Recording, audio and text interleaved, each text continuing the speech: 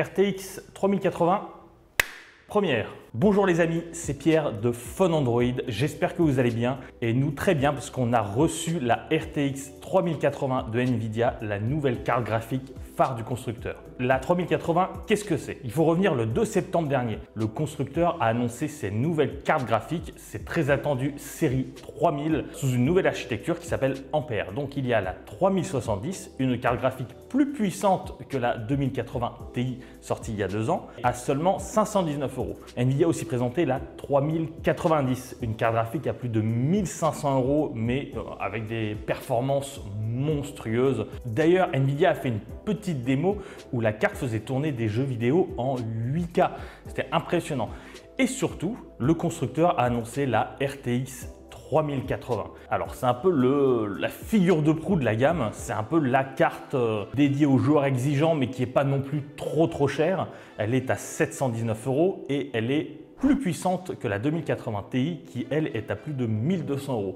Donc forcément, on va regarder un petit peu ce qu'elle a dans le ventre. La carte graphique apporte une nouvelle architecture, l'architecture Ampère gravée en 8 nanomètres qui promet d'être plus puissante et surtout moins énergivore. Nous avons testé la Founders Edition qui propose également un nouveau design. Donc je ne sais pas si vous vous rappelez des anciennes cartes graphiques de série 2000, nous avions 2 ventilateurs sur une seule face de la carte. Cette fois, on a un ventilateur de chaque côté pour avoir 2 flux d'air qui traversent la carte directement en son centre. Et chose importante, s'il y a un flux d'air qui est rejeté dans la tour, un autre est rejeté directement à l'extérieur de la tour via une aération qui est située juste au-dessus de la connectique. Donc un port HDMI 2.1 et 3 ports DisplayPort. Qu'est-ce qu'apporte ce nouveau flux d'air? Déjà, la carte est bien moins chaude que la précédente puisque cette fois, nous avons calculé une température de 75 degrés au maximum lorsqu'on faisait tourner par exemple The Witcher 3 en Ultra HD. Donc là-dessus, ça va. Et surtout, nous avons constaté un bruit moins bien important avec une moyenne de 38 décibels dans les mêmes conditions. Donc autant vous dire que si elle est dans votre PC fermé, elle ne s'entendra pas. Concernant les performances, on va pas se mentir, c'est très bien. Donc la carte graphique est en moyenne 12% plus puissante que la 2080 Ti et environ 25% plus puissante que la 2080 Super. Donc vraiment, on y gagne en performance. Si vous voulez quelques exemples concrets, Metro Exodus en Full HD avec toutes les caractéristiques au maximum et le RTX d'activer, nous avons atteint une moyenne de 85 images par seconde.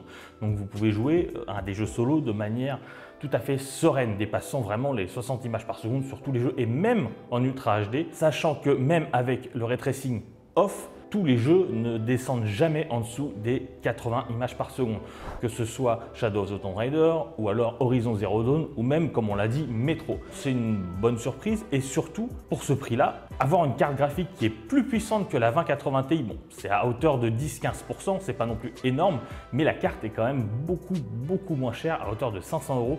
Donc là-dessus, c'est vraiment intéressant si vous cherchez une carte très performante.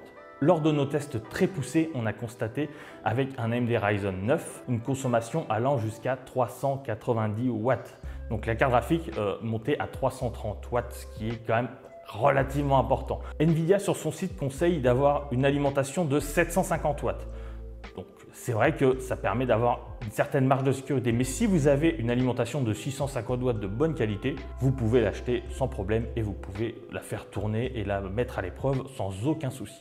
Nvidia tient toutes ses promesses avec cette 3080. Elle apporte une carte puissante qui peut faire tourner tous les jeux en UHD à 80 images par seconde. Elle est plus puissante que la 2080 Ti. Ce serait quand même dommage de s'en priver. Si vous cherchez une carte réellement performante pour jouer, celle-ci est parfaite. Cependant, il faut quand même vous demander si vous en avez vraiment besoin. Par exemple, si vous avez un écran 4K ou 144 Hz, là, ça peut être utile. Si vous jouez en Full HD en 60 Hz sur une petite config, là, vous pouvez vous en passer. Surtout que la 370 qui a été présentée en même temps est aussi puissante que la 2080 Ti et surtout moins chère.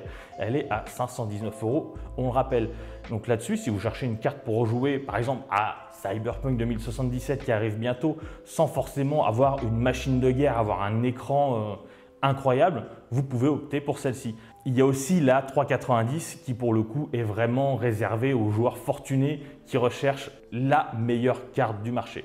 Mais entre nous, la 380 remplit son contrat, c'est un excellent produit. Nvidia a tenu ses promesses, donc là-dessus, on ne peut que saluer la performance. Il faudra tout de même guetter les annonces d'AMD qui, le 28 octobre, présenteront eux aussi leur nouvelle série de cartes, les RX 6000. Donc là-dessus, il faudra quand même regarder si vous hésitez un petit peu, voir ce que propose aussi la concurrence. Merci d'avoir suivi ce test vidéo. Vous pouvez retrouver le test écrit en description. N'hésitez pas à poser des questions en commentaire si vous avez le moindre doute sur quelque chose. Pour les nouveaux arrivants, n'hésitez pas à vous abonner, à activer la petite cloche pour ne pas rater les prochaines vidéos. Et nous, on se retrouve très bientôt sur Fun Android. Allez, ciao!